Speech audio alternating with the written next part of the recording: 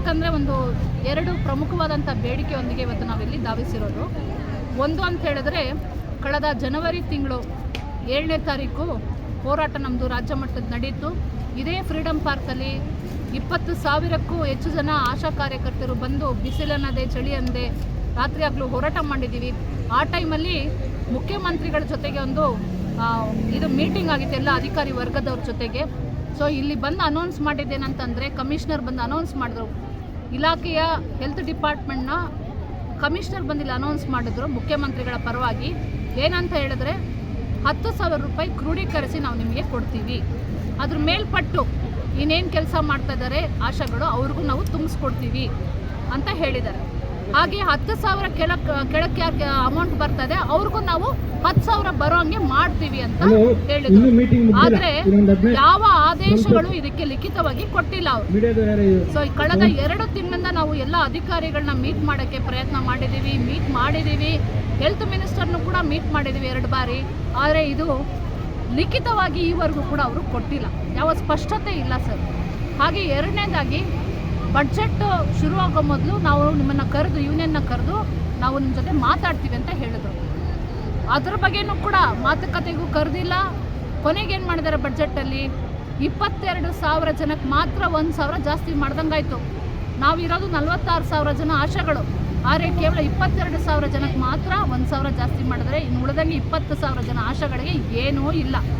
So ಹಾಗಾಗಿ ಇವತ್ತು ನಾವಿಲ್ಲಿ ಪ್ರತಿಭಟನೆ ಮಾಡ್ತಾ ಇರೋದು ನಮ್ಮ ರಾಜ್ಯ ಮುಖ್ಯಮಂತ್ರಿಗಳಿಗೆ ಆಗ್ರಹ ಮಾಡ್ತಾ ಇದ್ದೀವಿ. ಈವರೆಗೂ ನಿಮಗೆ ಸಮಯ ಬೇಕಾಗಿಲ್ಲ, ನಮಗೆ ಆದೇಶನ ಇಮಿಡಿಯೇಟ್ಲಿ 10,000 ಕ್ರೋಢೀಕರಿಸಿ ಕೊಡುವ ಬಗ್ಗೆ ಆದೇಶನ ನೀವು ಮಾಡಬೇಕು. ಹಾಗೆಯೇ 42,000 ಜನ ಆಶಾಗಳಿಗೂ ಕೂಡ 1,000 ನೀವು ಕೊಡಬೇಕು ಅನ್ನೋದು ಈ ಒಂದು ಬೇಡಿಕೆಗಳ ಜೊತೆಗೆ ನಾವಿವತ್ತು ಈ ಒಂದು ಪ್ರದರ್ಶನನ ಹಾಕ್ಕೊಂಡಿರೋದು. ಬೇಕೇ ಬೇಕು, ಬೇಕೇ ಬೇಕು, ಮಾಸಿಕ 10,000 ನಮ್ಮ ಹಕ್ಕು. ಕೊಟ್ಟ ಮಾತು ಉಳಿಸಿಕೊಳ್ಳಿ. ಕೊಟ್ಟ ಮಾತು ಮುರಿಯದಿರೆ. ವಚನ ಭ್ರಷ್ಟರಾಗದಿರೆ. ಕೊಟ್ಟ ಮಾತು ಮುರಿಯದಿರೆ.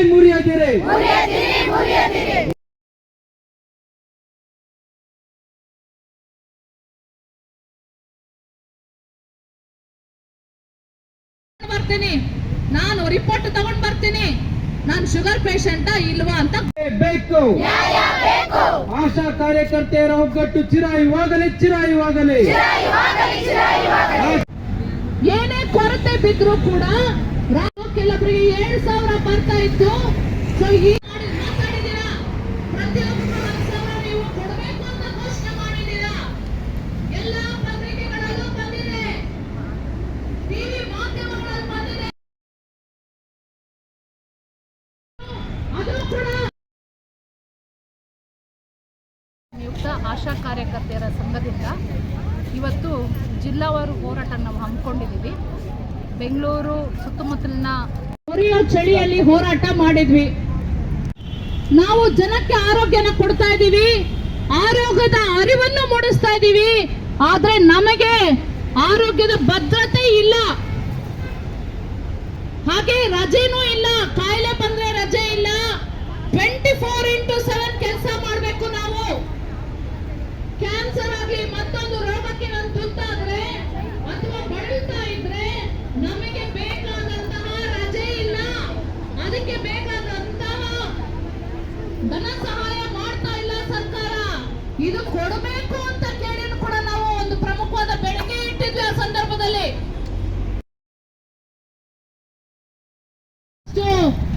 ಜನವರಿ